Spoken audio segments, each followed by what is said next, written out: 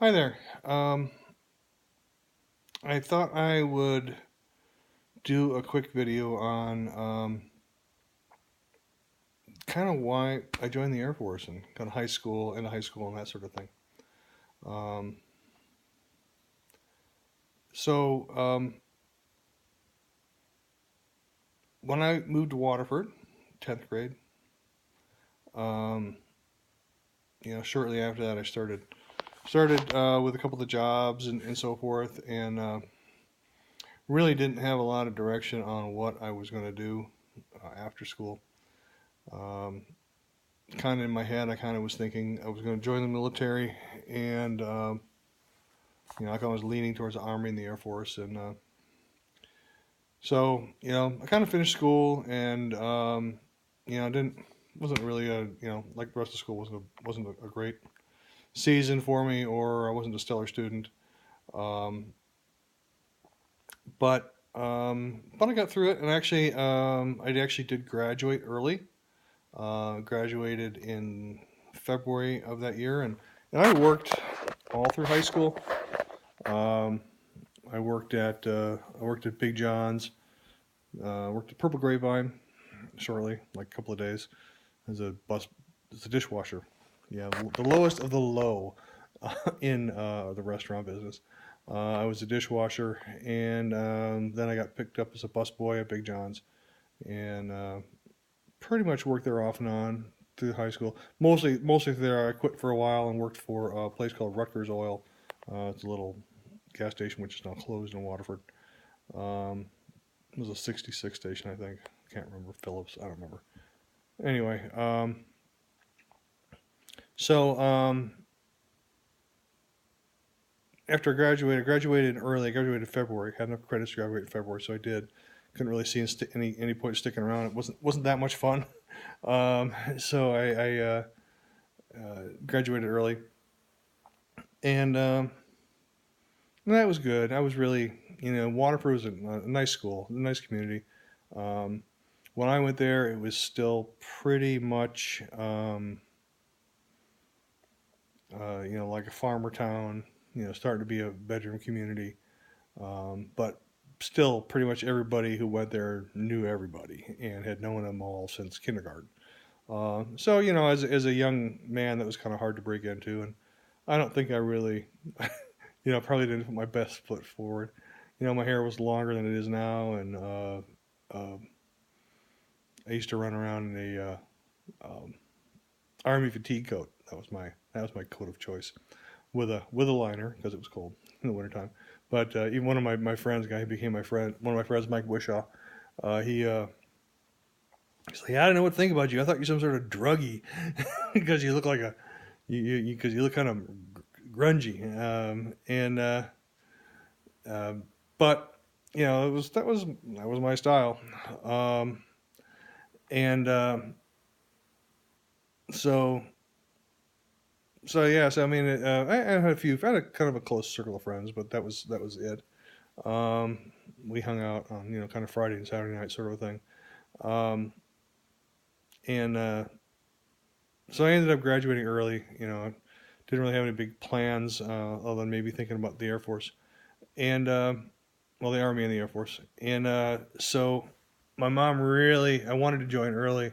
My mom really wanted me to try something else. She really wanted me to um, try going, like for the machine, like a machine shop job, because that's really what there was in southeastern Wisconsin in the late '70s. If you weren't going to be going to high school or going to college, you really kind of worked in a factory, or there was some Votech, but Votech was kind of, I don't know, it wasn't really pushed. Didn't know much about it, and the I didn't really want to be anything. I thought about being a carpenter. I had a friend's dad who was a carpenter, but he was kind of like an independent contractor guy. And so, with like I say, my grades weren't amazing in high school or any of my time in school. So, my parents didn't really see me as collegiate material, and understandably so. Um, but I knew I really wanted to leave. And growing up, I mean, my parents were very much of the mind, um, when you're 18, if you're not doing something like going to school or such, you're out the door, or you are, or you're paying rent. Um, there's none of this kind of continuing on, under the roof for no good reason. And that was a very, very strong value that they had. It sounds harsh in retrospect, and I think we were a little bit that way as well, but not to the extent that they were. Um, so, um, so yeah, I knew I had to do something, and I didn't really want to stay there and live under my parents' rules. I wanted to be, independent, um, come and go as I pleased. So I knew I had to do something, and although I'm maybe a little adventurous, I'm not recklessly so. Um, and I never have been. Um, so instead of um, heading off, just kind of off and doing something, which my brother Paul did, uh, almost starved to death. But I was gonna have a plan where I was gonna get fed. So I so I ended up talking a lot to the Army recruiter, and I knew, they almost had me hooked with a high school to flight school thing. It was a program that they were doing back then, and you could become a warrant officer, become a helicopter pilot, and that sounded like a good idea for me.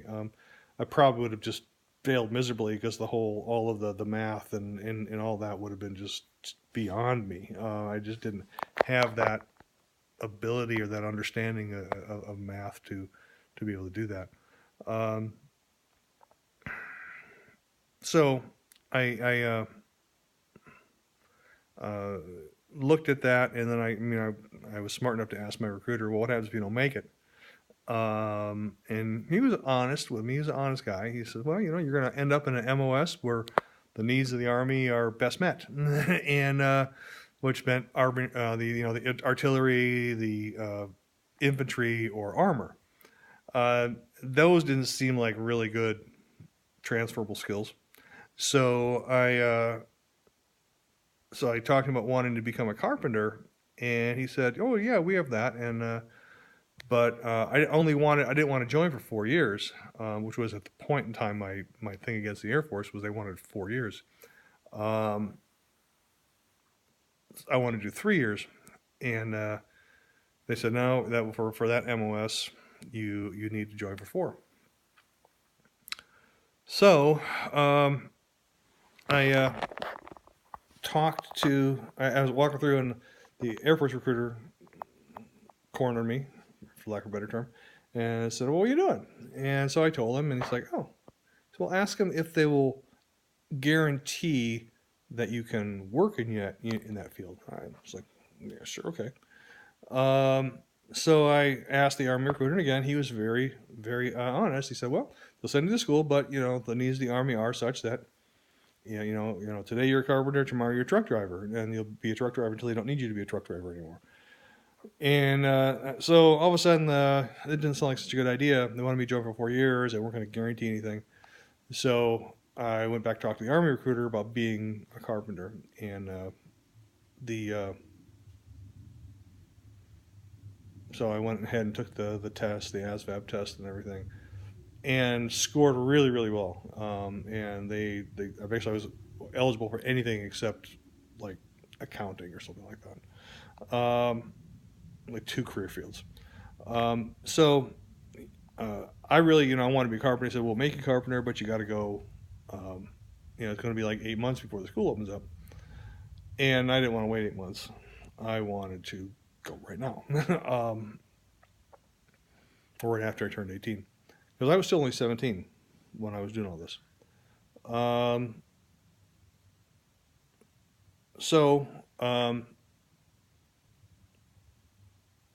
as it happened, he said, why don't you come in and look at all the other career fields if this you don't want this. He really pushed me towards computers, because I had the scores for it, and I just couldn't see myself sitting inside every day.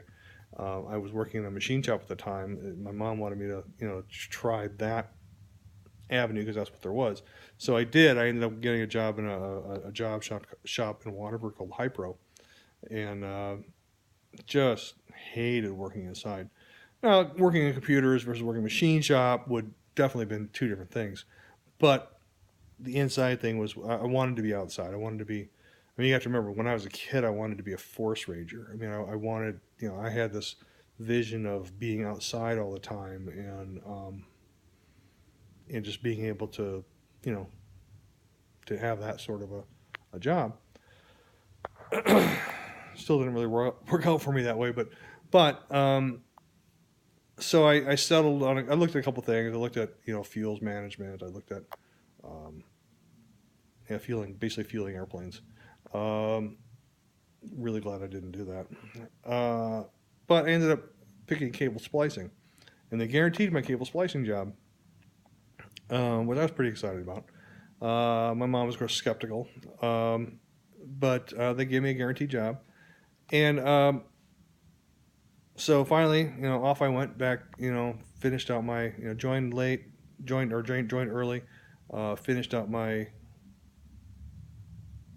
time and went to the Air Force, and um, then ultimately they said they would send me to that school, but I had to go like 60 to 80 days of casual duty, which is just now knowing what I know now, I probably should have done that, but I didn't because that just sounded like more basic training to me, and although it wasn't, um, it was more just kind of being a helper and cutting grass and that sort of stuff, and so I ended up taking a different job voluntarily, being an antenna and cable installer, which kind of worked alongside the splicers, and that I enjoyed that job. That job was a lot of fun. Um, but yeah, so that's kind of how I made the decision to join the military. There really wasn't any good options for me then, and like I say, they really didn't know what to do with a kid who wasn't going to college. And it's funny, over this many years, that we still kind of have that problem. We don't really know what this to do with this kid who doesn't want to go to college. Um, I'm glad I did what I did. It allowed me to do a lot of great things, and I've had a very interesting and um, varied experience in the Air Force. Um, but it was a good move. So that was my deal. Later in life, I kind of wished I had done something else, but I wasn't in a place to make that decision at that time. So I think making the decision I made, getting out of town safely with food and a little money in my pocket was probably a good thing to do. Um, so yeah, so that's the story. Why I joined the Air Force and how I got to make that decision. So um, a lot of other emotional things going on there.